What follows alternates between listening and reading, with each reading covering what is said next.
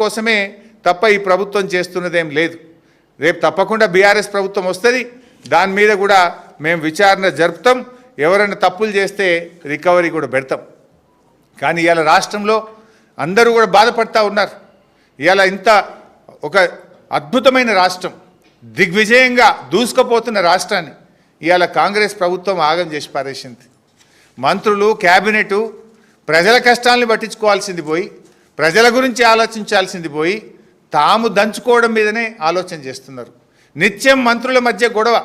ముఖ్యమంత్రి చోద్యం చూస్తున్నాడు.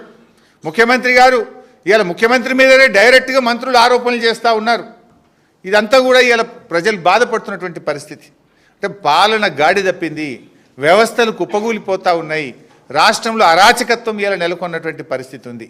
దీని మీద కేంద్ర ప్రభుత్వం విచారణ జరపాలని మేము డిమాండ్ చేస్తూ ఉన్నాం. ఇప్పుడు ఇది మేం చెప్తున్నది కాదు కదా, స్వయంగా ఒక క్యాబినెట్ మంత్రి కుటుంబ సభ్యులే చెప్తా ఉన్నారు.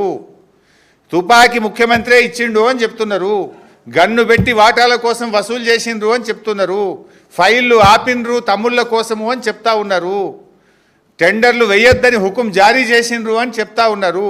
ఇంత ఓపెన్గా అవినీతి గురించి ఒక క్యాబినెట్ మంత్రి కుటుంబ సభ్యులే చెప్తా ఉంటే ఇంకా సిగ్గు లేకుండా మాట్లాడుతున్నారు. సో దీని మీద కేంద్రం స్పందించాలి. ఒక ఇండిపెండెంట్ జ్యుడిషియల్ కమిషన్తో విచారణ జరపాలి, కేంద్ర ప్రభుత్వ సంస్థల చేత విచారణ జరపాలని చెప్పి మేము బీఆర్ఎస్ పార్టీ తరఫున డిమాండ్ చేస్తున్నాం.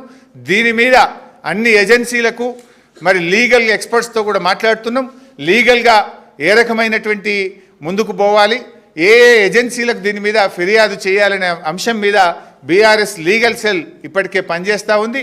తప్పకుండా బీఆర్ఎస్ ఈ రాష్ట్రాన్ని కాపాడుకోవడం కోసం, రాష్ట్రంలో పెట్టుబడిదారులకు నమ్మకం కల్పించడం కోసం పనిచేస్తుంది. ఈ సందర్భంగా పెట్టుబడిదారులకు, పారిశ్రామికవేత్తలకు, సినిమా పెద్దలకు, రియల్ ఎస్టేట్ వ్యాపారులకు అందరికి కూడా విజ్ఞప్తి చేస్తున్నాం. ధైర్యంగా ఉండండి, మీరు భయపడాల్సిన అవసరం లేదు. మీకు అంతగా ఇబ్బంది పెడితే ప్రధాన ప్రతిపక్షం బీఆర్ఎస్ మీకు అండగా ఉంటుంది. మా దృష్టికి తీసుకురండి, మిమ్మల్ని కాపాడుకుంటాం. ఈ రాష్ట్రాన్ని సాధించిన వాళ్ళం, ఈ రాష్ట్రాన్ని ఇలా అద్భుతంగా 10 ఏళ్ళు పాలించిన వాళ్ళం. ఈ రాష్ట్రాన్ని కాపాడుకునే బాధ్యత కూడా మా మీద ఉంది. ఇలా ఈ ప్రభుత్వం అరాచకానికి పాల్పడతా ఉంది. ఎవరు కూడా భయపడకండి. తెలంగాణ భవన్ తలుపులు మీకు తెరిచే ఉంటాయి. ఏ ఇండస్ట్రియలిస్టుకు, ఏ రియల్ ఎస్టేట్ వ్యాపారికి, ఎవరికి, సినిమా పెద్దలకు కానీ, కార్మికులకు కానీ, పేదలకు కానీ ఎవరికి కష్టం వచ్చినా బీఆర్ఎస్ మీకు అండగా ఉంటుంది. మీ పక్షాన బీఆర్ఎస్ పోరాడుతుంది. మీ పక్షాన న్యాయం పక్షాన, ధర్మం పక్షాన బీఆర్ఎస్ నిలబడుతుంది. మీకు ఎల్లవేళలా మేము అందుబాటులో ఉంటాం. ఎవరికి ఏ కష్టం వచ్చినా కూడా మా దృష్టికి తీసుకురండి. మీకు అండగా నిలబడతాం, మిమ్మల్ని కాపాడుకుంటాం, మీ రాష్ట్రాన్ని కాపాడుకుంటామని తెలియజేస్తూ జై తెలంగాణ.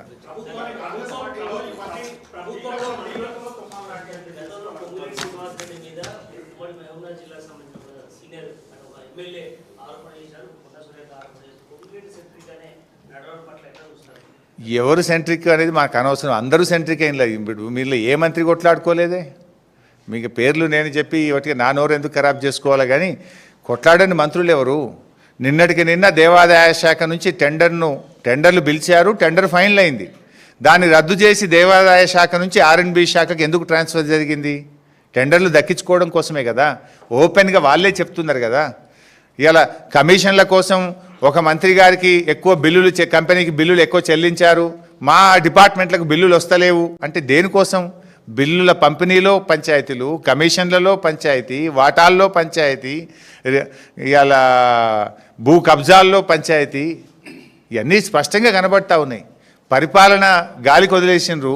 తమ వాటాల కోసం ఇవాళ వాళ్ళు కుమ్ములాటలతో సతమతమవుతున్న పరిస్థితి.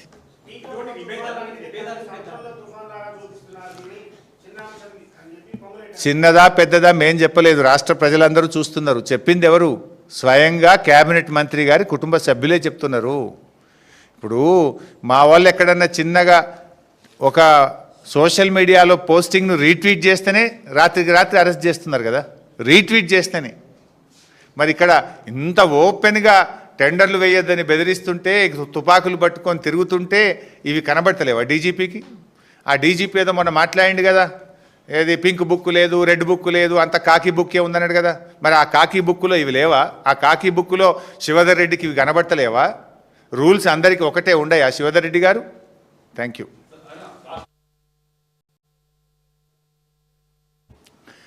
నిన్న మన రాష్ట్ర